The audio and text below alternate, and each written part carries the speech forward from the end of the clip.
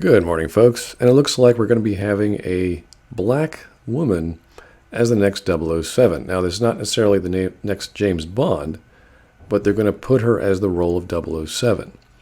Now, James Bond is still in the film. So technically, I believe it's a James Bond movie, but someone else is taking over James Bond's number. That's it. So if it's a James Bond film, that's fine. There's nothing wrong with having or casting an actress as a Bond girl or a Bond woman or whatever. It's if this isn't a James Bond film and James Bond's a secondary character, then we have a problem. People aren't going to see that. So there's nothing wrong with changing the title of a job Bond no longer wants. It's fine. It's all within the world or the universe of the James Bond, or the current universe of James Bond, as opposed to the previous ones. It's just assumed that Bond is Bond. There is no changing the name of Bond. Roger Moore was not taking it after Sean Connery. They were Bond. They were always Bond. So we don't know who her name is in this story, and it sounds as if it's just a new agent from MI6 trying to get Bond out of retirement. That's what it sounds like. And if that's the case, that's fine. Now, there is some weird things like Phoebe Waller-Bridge being a feminist TV writer, but from her writing chops, she seems okay. Killing Eve is a British spy thriller television series. Again, I don't know. I don't know UK TV, but that's the kind of person you want writing. You want someone who knows the genre, so that's good. And again, if this is a Bond movie, we're good. It doesn't really matter. But if it's like an offshoot, I don't know, a Harry Potter spin-off, it'd be like, oh, okay, it's not really. And if Harry Potter's in it for 5 minutes in the corner casting a spell, you're like, well, what? Why?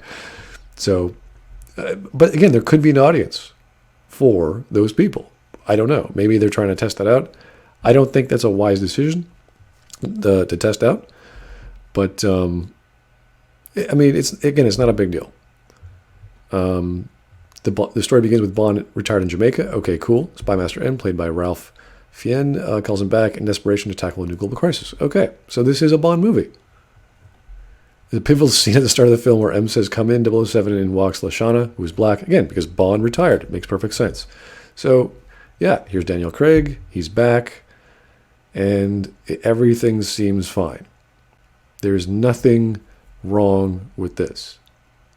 At least I can tell. Again, if it's a Bond movie and Daniel Craig's the lead actor, then you're great. If it somehow gets,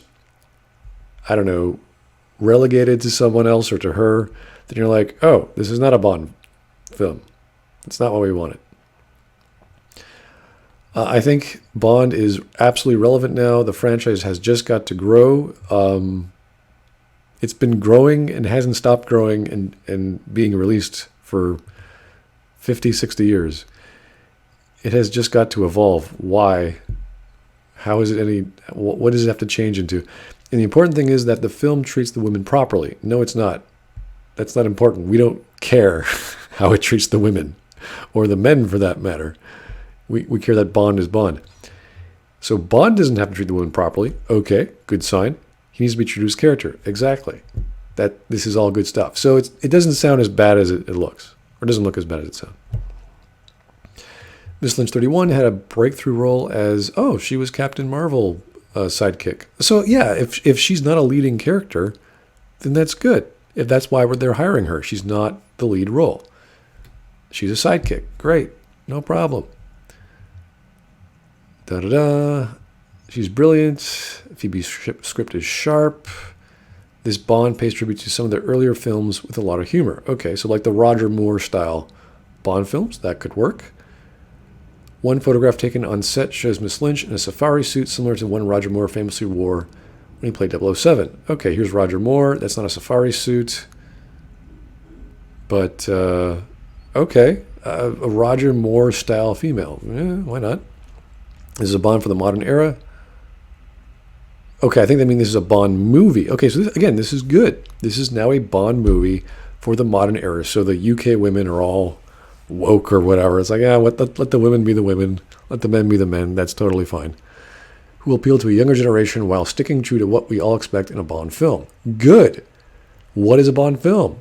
There are spectacular chase sequences and fights. Yes. And Bond is still Bond? Yes. But he's having to learn to deal with the world of Me Too. Like Bond gives a crap about the world of Me Too. And when was Bond some chauvinistic fellow? Point to me a Bond in all the movies where he was acting improperly to women. Because I'm kind of curious, this whole chauvinistic attitude, where is that? Because the women in Bond films have been pretty freaking deadly, for the most part. Some of them haven't been. Some of them have been the damsel in distress here and there, like Solitaire, I believe. But for the most part, they've all been pretty deadly. So hopefully the script will be the least of the problems for a film that has already been hit by the replacement of original director Danny Boyle, an injury to Craig, and a crew member getting hurt in an explosion on set. Okay, so it sounds like this is a typical Bond film. It just so happens to have some feminist or Me Too sensibilities in the female character. That's fine, but Bond is still Bond. There's still action scenes. There's chase scenes.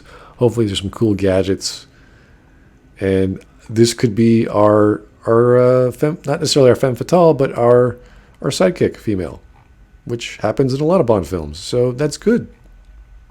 I'm not seeing a problem. Maybe there is a problem. I don't see it. But guys, tell me if you see something that's popping up. Maybe this isn't the right post to be talking about Bond.